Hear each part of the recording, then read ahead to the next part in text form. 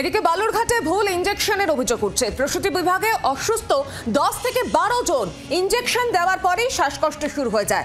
গাফিলতির অভিযোগ প্রসূতিদের পরিবারের। আর রাতেই হাসপাতালে যান মুখ্য স্বাস্থ্য আধিকারিক।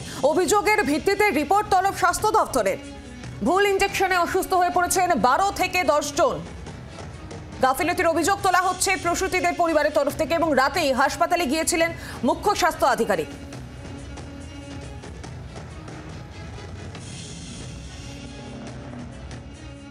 একটা যে কি জন্য ওষুধ দেওয়া ইঞ্জেকশন দিল, তারপরে হচ্ছে দেখেছি যে কোনো রুগীদের কারোর নিঃশ্বাস বন্ধ হয়ে যাচ্ছে, আর হচ্ছে তোমার কাঁপানি মানে পুরা কাঁপছে শরীর।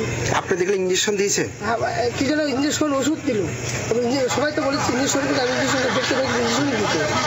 কতজন অসুস্থ? মোটামুটি 9 থেকে 10 জন। আপনি ছিলেন ওখানটায়? হ্যাঁ, আমি এখানেই ছিলাম, কিন্তু আমার পেশেন্ট এখানে ছিলাম। আমার পেশেন্ট তখন দেখে আর মানে আমাদের পেশেন্ট কিছু করেনি। সবারই একই রকম সমস্যা? হ্যাঁ, যাদের মানে ইঞ্জেকশনটা দেওয়ার পরে এরকম। আপনার পেশেন্টের সঙ্গে ছিলেন? এখন নিচে কেন? এখন নিচে মানে এখান থেকে বের করে দিতে একটা ছেলে কোথায়, মানে 2-1টা ছেলে আমরা খেপে গেলাম, তো তখন হচ্ছে বের করে দিল সঙ্গে। এই মুহূর্তে আমার সঙ্গে টেলিফোন লাইনে রয়েছেন প্রতিনিধি শ্রীকান্ত ঠাকুর। শ্রীকান্ত, বালুরঘাটে ভুল ইনজেকশনের অভিযোগ উঠছে এবং প্রসূতির পরিবারের তরফ থেকে এই অভিযোগ উঠছে যে 10 থেকে 12 জন অসুস্থ হয়ে পড়েছে। কি জানা যাচ্ছে হাসপাতাল কর্তৃপক্ষের তরফে? দেখো সময়, এটা গতকাল গভীর রাতের ঘটনা।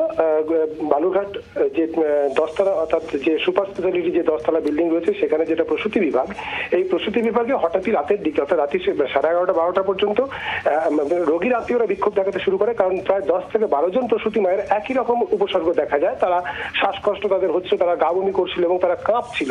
এই রকমের উপসর্গ দেখা দিতেই তারা যখন একটা চাঞ্চল্য ছড়ায়, এরপরেই আধিকারিকরা ছুটে আসেন। এমনকি মুখ্য স্বাস্থ্য আধিকারিক সুদীপ দাস, তিনিও হাসপাতালে আসেন এবং রোগীদেরকে, তাদের মধ্যে 3 জন রোগীকে প্রসূতি বিভাগ থেকে সিসিইউতে নিয়ে যাওয়া হয়। কিন্তু প্রশ্ন এখানে উঠছে যে এখনো পর্যন্ত কিন্তু হাসপাতালের তরফ থেকে বা মুখ্য স্বাস্থ্য আধিকারিকের দপ্তরের তরফ থেকে কোনো রকম এই বিষয়ে কোনো মন্তব্য করা হয়নি।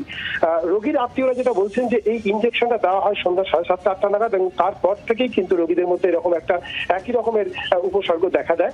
কি কারণে রোগীদের মধ্যে এই উপসর্গ দেখা দিল বা কি ধরনের ইনজেকশন দেওয়া হয়েছিল, সেই নিয়ে কিন্তু এখনো পর্যন্ত মুখে কুলু পেটেছে স্বাস্থ্য দপ্তর। সমী, ধন্যবাদ শ্রীকান্ত। আরো বিস্তারিত জানবো স্বাস্থ্য দপ্তর কি বলছে, এই নিয়ে আমার সঙ্গে রয়েছেন প্রতিনিধি অয়ন শর্মা। অয়ন, কি জানা যাচ্ছে স্বাস্থ্য দপ্তরের তরফে? ইতিমধ্যেই স্বাস্থ্য দপ্তরের কাছে সেখান থেকে দাঁড়িয়ে স্বাস্থ্য ভবনের তরফ থেকে ইতিমধ্যেই জেলার যিনি মুখ্য স্বাস্থ্য আধিকারিক ছিলেন, আমাকে লাঠি পাঠানো হয়েছিল জেলা হাসপাতালে। এই প্রসূতি কেন অসুস্থ, তার কারণ একেবারে লিখিত আকারে স্বাস্থ্য ভবনকে রিপোর্ট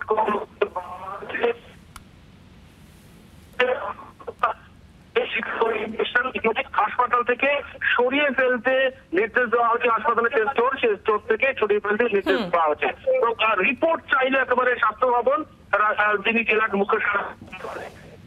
ধন্যবাদ অয়ন।